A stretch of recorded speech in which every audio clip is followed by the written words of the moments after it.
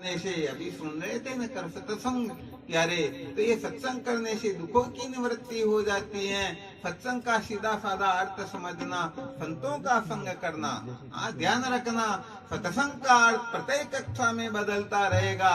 आगे चल करके फिर सत्संग का अर्थ सत्य जो होता है वह असंग होता है। फिर आगे की कक्षा में इनके और अर्थ होते रहते हैं। अभी हमको केवल इतना समझना कि संतों के संग को ही सत्संग कहते हैं, अथवा असंतों के संग का त्याग कर देना, इसी को सत्संग कहते हैं।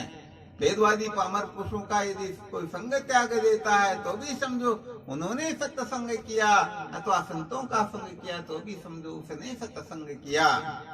तो यहाँ संतों का संग करके साधक विधि पूर्वक उनके समर्पित होकर के प्रणाम निवेदन आदि करके, भगवान मैं बड़ा दुखी हूँ, यदि आप कृपा करो तो मैं शायद इस दुख से पार हो जाऊं। क्योंकि सत्संग के अंतर्गत बड़े भाग पावही सत्संगा, बिनु प्रयास होए भव भंगा। यहाँ कोई मेहनत मजदूरी नहीं करनी होती है। जैसे स्वप्न में अनेक प्रकार के दुख आदि हो रहे हो तो जगने मात्र से दुखों का निराकरण हो जाता है, ऐसे ही सत्संग जो है, संतों का संग अनायास ही अपने को दुखों से मुक्त कर देता है। तो भगवान मैं बड़ा दुखी हूँ, कृपा करो, दुख से छूटने का कोई उपाय बताओ। महात्मा लोग तो जानते हैं कि वास्तविक बात क्या है, परंतु सच्ची बात बता देते हैं। जब तक पूर्व पक्ष का निराकरण नहीं कर दिया जाता है तब तक सिद्धांत पक्ष समझ में आता ही नहीं। भगवान शंकराचार्य जी महाराज भाष्य में यही लिखते हैं, निराकृत ही पूर्व पक्ष पश्चात सिद्धांतो वक्तव्यो भवति न्यायात। यही सिद्धांत होता है, यही प्रक्रिया होती है। निषेध के बिना तो बात समझ में आती ही नहीं। अब महात्मा उनको कह दे भाई देखो इसका ये महामंत्र है, तो ये करना काम हो जाएगा, परंतु दूसरा जो कतरा नहीं निकलवाया ना तो निष्ठा होगी ही नहीं। एक साधक गया किसी महात्मा के पास में, जाकर के कहा भगवान कुछ उपदेश करो, तो उनको डायरेक्ट तत्वमसी का उपदेश कर दिया। महात्मा बड़े विलक्षण थे, वो किसी की परवाह करते ही नहीं थे। वो तो जानते थे जो मैंने जाना वही असलियत है ना, बाकी सब टाइम पास करना, मनोरंजन करना कोई बड़ी बात है नहीं। तो तत्वमसी का उपदेश किया तो उन्होंने सोचा ये तो मैं भी जानता हूँ, खूब दिग्गज सुंदर कार्य, कोई और बात बताओ। तुम्हारा जो गए दूसरे संत के पास में, वो दूसरे संत बड़े चालाक खोपड़ी के थे, अपने सत्यनारायण जी महाराज जैसे। किसी को इधर उधर गड़बड़ करने ही नहीं देते। तो जान गए कि भाई अभी तक बहुत ज्यादा कचरा भरा हुआ, तो अभी बात समझ में आएगी नहीं। महात्मा ने कहा ऐसे कोई उपदेश थोड़े किया जाता, इसके लिए तो कम से कम 12 वर्ष तक पहले गोबर उठाओ फिर देखते हैं। 12 वर्ष तक गोबर उठवाया, फिर कहा भगवान अब तो अरे भाई अभी बात समझ में नहीं आएगी, 12 वर्ष तक जंगल में जाओ, गाय चरा करके लाओ, फिर देखते हैं। 24 वर्ष के बाद में कहा भगवान अब तो उपदेश करो, अभी तक थोड़ी कसर है, अभी 12 वर्ष तक हमारी सेवा करो, पैर दबाओ, लंगोट दो, देखते हैं फिर बाद में। 36 वर्ष सेवा करवाने के बाद में तत्वमसी का उपदेश करते हैं कि भगवान ये तो 36 वर्ष पहले ही मेरे को तो कहा भाई ये गोबर उठाना बाकी था ना, बात समझ में आती नहीं। तो महात्मा लोग जो है स्वयं को उनको अच्छी तरह से अनुभव होने ऐसा ही कोई फॉर्मूला अपनाते हैं। तो उनको कह दिया भाई शायद हो सकता है ये जो संसार रूपी दुख जो है ना, हो सकता पैरों के द्वारा तूने कोई गड़बड़ की हो गई, पैर से गलत जगह पर गया होगा, हो सकता है इसके द्वारा संसार रूपी दुख ने प्रवेश किया हो। तुम ऐसा करो, ये पैरों के द्वारा थोड़ा पापों का निराकरण हो, ऐसा काम करो। क्या करना होता है, तीर्थ यात्रा के लिए संकेत कर दिया, जाओ तीर्थ यात्रा करो, निश्चित रूप से तुम दुखों से मुक्त हो जाओगे। अब बेचारा महीना 2 महीना 6 महीना साल भर तक तीर्थ यात्रा में भ्रमण करता रहा, आकर के निवेदन किया भगवान मेरे दुखों का अंत नहीं हुआ। कहा भाई इसका मतलब पक्का समझो पैर के द्वारा संसार ने प्रवेश नहीं किया, हो सकता है हाथ से तूने कोई ऐसा कुकृत्य किया हो जिस कारण तुझे दुखों की प्राप्ति हो रही, तुम ऐसा काम करो, हाथ के द्वारा शुभ काम करो, दान पुण्य आदि जो कुछ भी हो सकता है ना, ये करके देखो। तो महीने 6 महीने 12 महीने तक ये किया, शांति तो क्योंकि अरे जो असली साधन होगा बात तो उसी से बनेगी ना। कोई चित्र पर बने हुए पकवानों से भूख मिटती क्या? मिटती नहीं है।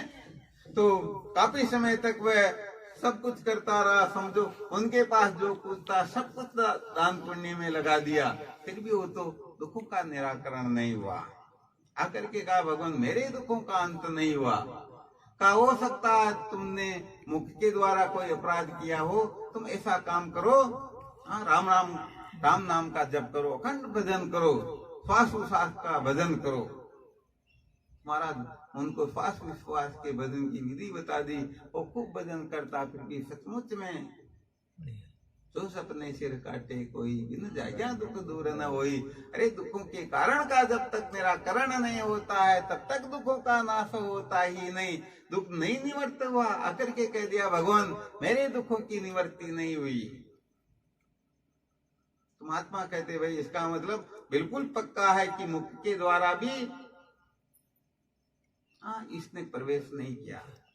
कहा भाई हो सकता है तेने आंख से कोई गड़बड़ की हो, गलत दृष्टि से देखा हो, या कुछ न कुछ गड़बड़ किया हो, तो ऐसा काम कर, इस आंख के द्वारा त्राटक लगाया, नाना प्रकार के देवताओं का ध्यान करो, तुम्हारे पापों का क्षय होगा, तुमको सचमुच में शांति मिल जाएगी। निश्चिंत रहो, अविश्वास मत करो, जाओ अपनी साधना शुरू करो। अब बहुत समय तक सब कुछ करता है फिर भी दुखों की निवृत्ति नहीं। आकर के कह दिया भगवान मेरे दुखों की निवृत्ति नहीं। कहा भाई हो सकता है इस जीव से तूने, क्योंकि वाणी के 4 प्रकार के दोष होते हैं ना, तो हो सकता है तूने गड़बड़ की हो, तो ऐसा काम कर, चांद्रायण व्रत कर। चांद्रायण व्रत का मतलब होता है एकम के दिन 1 ग्रास, द्वितीय के दिन 2 ग्रास, ऐसे करते करते बढ़ाना और फिर कम करना, ऐसे करके 1 महीने तक जो किया जाता है उसे चांद्रायण व्रत कहते हैं। बहुत सारे पापों की निवृत्ति का ये विधान होता है। तो तुम चांद्रायण व्रत करो, निश्चित रूप से तुम्हारे दुखों की निवृत्ति हो जाएगी।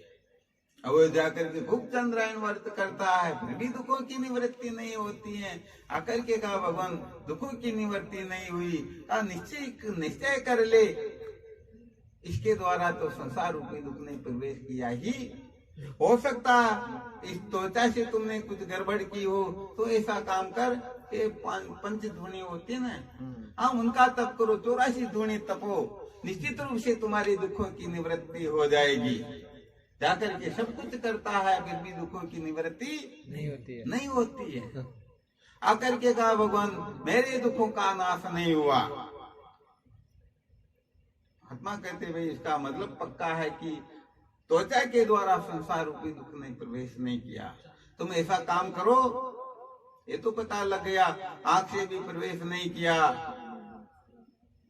जीभ से भी नहीं किया, त्वचा से भी नहीं किया, हो सकता है नाक से प्रवेश किया हो सकता बाकी की जो 2 क्रम इंद्रियां बच रही उनके द्वारा इस संसार रूपी दुख ने प्रवेश किया हो। तुम ऐसा करो, पतंजलि योग दर्शन के अनुसार समाधि का अनुष्ठान करो। जब तुम समाधि सिद्ध कर लोगे तो निश्चित रूप से दुखों का निराकरण हो जाएगा, बिल्कुल पक्का। जाओ अब जाकर के काफी समय तक 8 अंग सहित यम नियम आसन प्राणायाम प्रत्याहार धारणा ध्यान समाधि इन 8 अंगों सहित समाधि का अनुष्ठान करता है। काफी समय तक अनुष्ठान करने के पश्चात जैसे ही वह समाधि से उठता है फिर ये संसार रूपी दुख उसे तो आकर के कह दिया भगवान मैंने बहुत कुछ करके देख लिया, मेरे दुखों का अंत नहीं हुआ। अंत में कहा भाई इसका मतलब इन 3 के द्वारा, 3 इंद्रियों के द्वारा भी संसार रूपी दुख ने प्रवेश नहीं किया। हो सकता है कान के द्वारा संसार रूपी दुख ने प्रवेश किया हो। जाओ तुम महापुरुषों के शब्दों का श्रवण करो, महापुरुषों का संग करो, उनका सत्संग करो, निश्चित रूप से तुम्हारे दुखों की निवृत्ति हो जाएगी। सचमुच में उसने महापुरुषों का संग किया, उन्होंने जब सुना तो निश्चित रूप से वह दुखों के बंधन से मुक्त हो गया। आकर के कहने लगता भगवान आपकी कृपा से मैं दुखों से मुक्त हो गया। तो देखो ये सच बात समझ लेना, संसार रूपी दुख जो है ये कान से ही सबसे ज्यादा प्रवेश करता है। बाकी की इंद्रियां जो होती इतना थोड़े प्रवेश करता। हालांकि आंख से भी बहुत ज्यादा प्रवेश करता, परंतु आंख की तो क्षमता होती है ना, ये बेचारी कितना देखेगी। यहाँ पर तो अनंत कोटि ब्रह्मांड है। कल्प कल्पांतर की कल्पनाएं हम कान से तो सुनते हैं, और मानी मानी बंधन में आयो, ये तुम्हारे पिता है, ये तुम्हारी माँ है, ये पति है, ये पत्नी है, ये शत्रु है, ये मित्र है, तुम ब्राह्मण क्षत्रिय वैसे शूद्र हो, तुम्हारा ये नाम है। अरे सारी की सारी भ्रांतियां कहां से प्रवेश की? कान से की ना, तो कान से महापुरुषों के महावाक्यों का श्रवण करो। निश्चित रूप से भी महाराज जी बता रहे थे, दृष्टा दृश्य का मैं मेरे का विवेक करके वास्तव में जैसे माल से मालिक भिन्न होता है, ऐसे ही हम इस शरीर से भिन्न हैं। तो भाई सत्य बात यह है, ये जितना भी दुख आदि जो है ये सारा का सारा कल्पना करके मानी मानी बंधन में आयो, हम मान्यताएं करके दुखी हो रहे हैं। तो एक मान्यता और बनानी है, हम कल्पना करके बैठे हुए हैं मैं जीव हूँ। अब निश्चय करना मैं जीव नहीं बल्कि शिव हूँ, उसी समय दुखों का निराकरण हो जाएगा। जगने के पश्चात बताओ दुखों के बंधन से छूटने के लिए कुछ करना होता है क्या? कुछ नहीं करना होता है, जागना ही एकमात्र उपाय होता है। जगोगे उसी समय दुखों का नाश हो जाएगा। तो जो जो जिस कक्षा के साधक है उन सबको अपने अपने हिसाब से इसका रहस्य ग्रहण कर लेना है।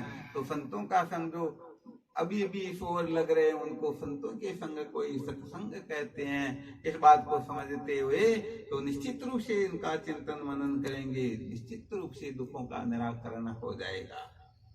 थोड़ा यहाँ और संकेत कर देते हैं, संतों का जो संग होता है उसको भी सत्संग कहते हैं, और संतों के सिवाय बाकी कचरा जो है उनका त्याग कर देना, इसको भी सत्संग कहते हैं। बहुत अधिक सावधान रहना होता है। संतों का संग हो तो अच्छी बात, नहीं हो तो ज्यादा चिंता नहीं करना, बल्कि इनके विपरीत जो है उनका यदि संग करेंगे तो कल्प कल्पांतर तक संत महापुरुष मिल भी जाएंगे, फिर भी बात समझ में आने वाली नहीं। हाँ, इसलिए ये बहुत अच्छी तरह से ध्यान रखना है।